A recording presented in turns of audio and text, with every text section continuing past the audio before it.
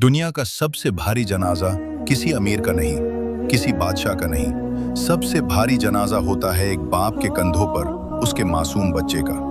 और जब एक माँ अपने जिगर के टुकड़े को मिट्टी के हवाले करती है तो सिर्फ आंखें ही नहीं रोते, उसकी रूह तक कांप उठती है। लेकिन क्या आप जानते हैं वो मासूम बच्चे कहाँ जाते हैं? हदीस में आता है कि क़यामत के दिन वो सारे बच्चे जो बचपन ही में इस दुनिया से चले गए होंगे, जन्नत के दरवाजे पर जमा होंगे।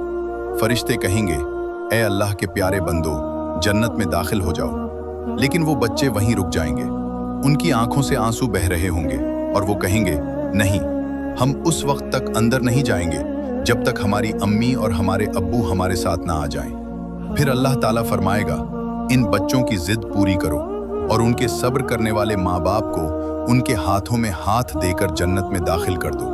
वो बच्चा आज आपसे दूर है लेकिन जन्नत के दरवाजे पर खड़ा है आपका हाथ थामने के लिए। या अल्लाह, हर उस माँ बाप को सब्र जमील अता फरमा जिन्होंने अपनी औलाद खोई है। कमेंट में आमीन लिख दें।